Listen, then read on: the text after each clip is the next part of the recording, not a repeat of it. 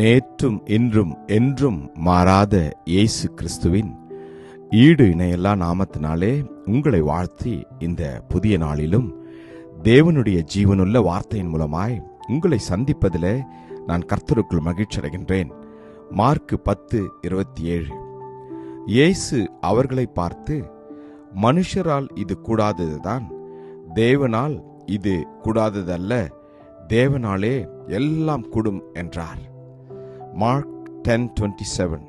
But Jesus looked at them and said, with men it is impossible, but not with God, for with God all things are possible. Amen.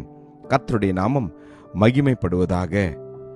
ஆவியானவர் இந்த நாளிலே நமக்கு கொடுக்கிற வார்த்தை, உங்களால் முடியாத எல்லாவற்றையும் நான் செய்ய காத்து கொண்டிருக்கிறேன் என்று. நாம் முயற்சி செய்து அநேக காரியங்களில் தோல்வி அடைந்திருக்கிறோம். மனிதர்களுடைய முயற்சி தேவனுடைய சித்தத்தை வெளிப்படுத்த முடியாது.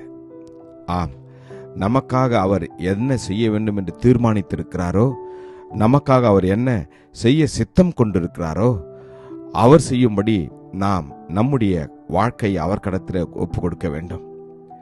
வேதத்தில் நாம் பார்க்கிறோம், 12 வருடமாய் பெரும்பாடுள்ள ஒரு ஸ்திரீ தனக்கு உண்டான எல்லாவற்றையும் விற்றுவிட்டு மருத்துவர்களிடத்தில் சுகத்திற்காக சென்றாள். ஆனால் ஒருவராலும் அவளை சுகப்படுத்த முடியவில்லை. கடைசியிலே அவள் ஒரு முடிவு எடுத்தாள். இயேசு கிறிஸ்துவை அவள் சந்திக்கும்படி நேர்ந்தது.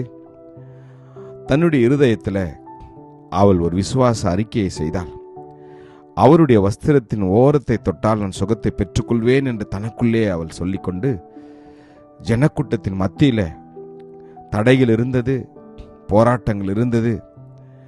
அவளால் அந்நாட்களிலே விதமாய் தீட்டு உள்ளவர்கள் வெளியே வரக்கூடாத ஒரு சட்டம் இருந்த பொழுதும் கூட எல்லாவற்றையும் மீறி இயேசுவை தொட்டு சுகத்தை பெற்றுக்கொள்ள அவள் துரிதமாய் வந்து, தைரியமாய் வந்து இயேசுனுடைய ஆடையின் ஓரத்தை தொட்டாள். வேதம் சொல்கிறது, அவளுடைய உதிரம் நின்று போயிற்று என்று. ஆமேன். இந்த நாளிலே ஒருவேளை நீங்கள் வியாதியிலே கஷ்டப்பட்டு கொண்டிருக்கலாம், குடும்பத்தார் கஷ்டப்பட்டு கொண்டிருக்கலாம், பிள்ளைகள் பெற்றோர்கள் வியாதியின் படுக்கையில் இருக்கலாம். கர்த்தர் உங்களை பார்த்து சொல்கிறார், என்னால் எல்லாம் கூடும் என்று. லூக்கா 1:37 வேதம் அதைத்தான் சொல்கின்றது. தேவனால் கூடாத காரியம் ஒன்றுமில்லை என்று. இந்த நாளிலே நாம் இந்த வார்த்தையை விசுவாசிப்போமா? மரியாளை போல நாம் கேட்காதபடி இது எப்படி ஆகும், புருஷனை அறியனே என்றாள். நாமும் கூட அநேக நேரங்களில் பல கேள்விகளை கேட்கிறோம். இது என்னுடைய வாழ்க்கையில் நடக்குமா? இத்தனை வருடங்கள் ஆகிவிட்டதே, இனி என்னுடைய வாழ்க்கையில் இந்த பாக்கியம் எனக்கு கிடைக்குமா? மருத்துவர்களுடைய ரிப்போர்ட் எல்லாம் வித்தியாசமாக இருக்கின்றதே, ஆனால் நான் எப்படி விசுவாசிப்பது என்று நீங்கள் நினைக்கலாம். தேவனுடைய பிரசன்னம் உங்களை ஆளுகை செய்கின்ற போது, உங்களையும் என்னையும் நிரப்புகின்ற போது, நாம் தேவனுடைய வார்த்தை முழுவதுமாய் நம்புகின்ற போது, விசுவாசிக்கின்ற போது, தேவன் நமக்காய் எதையும் செய்வார். விசுவாசிப்போமா? கிருபையும் இரக்கமும் நிறைந்த நல்ல தகப்பனே, இந்த நல்ல நாளுக்காக உமக்கு நன்றி அப்பா. கர்த்தாவே, அந்த நாளிலே நீர் ஒவ்வொருடைய வாழ்க்கையில செய்ய போற அற்புதத்திற்காக உமக்கு நன்றி. சுகத்திற்காக ஜெபித்து கொண்டிருக்கிற ஒவ்வொருவருக்கும் நீர் பரிபூர்ண சுகத்தை கொடுக்கும்படி நாங்கள் வேண்டுகிறோம். உம்முடைய தழும்புகளாலே ஒவ்வொருவரும் சுகத்தை பெற்றுக்கொள்ளட்டும் அப்பா. இயேசுவின் நாமத்தில் ஜெபிக்கிறோம் ஜீவனுள்ள நல்ல தகப்பனே. ஆமேன். God bless you.